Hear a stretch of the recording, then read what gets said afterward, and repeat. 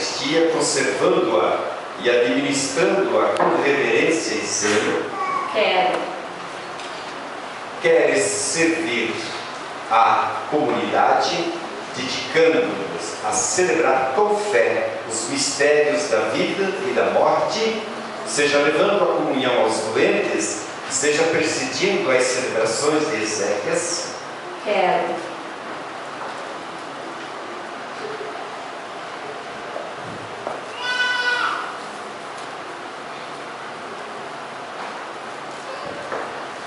Oração de consagração.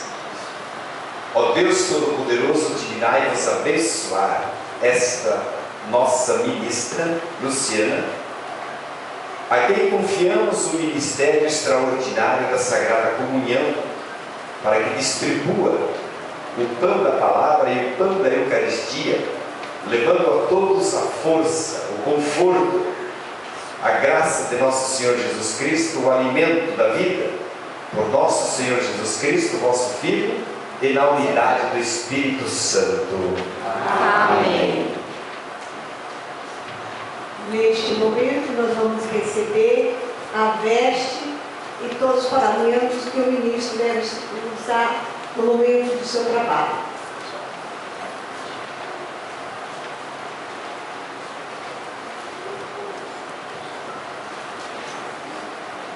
O Senhor esteja convosco.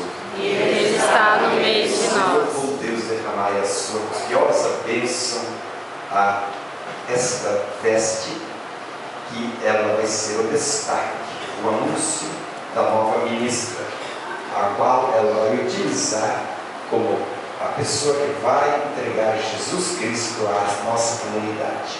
Em nome do Pai, e do Filho e do Espírito Santo. Amém. Amém.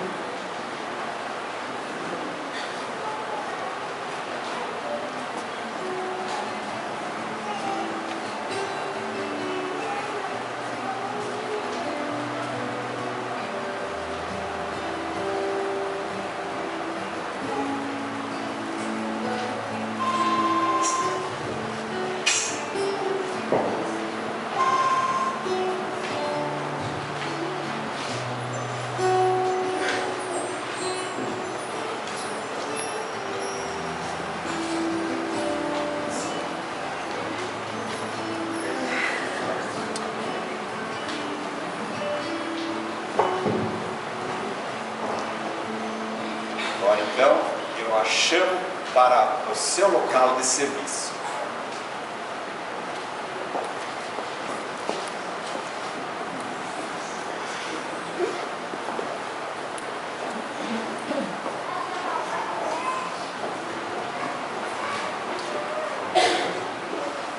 Convido vocês todos de pé.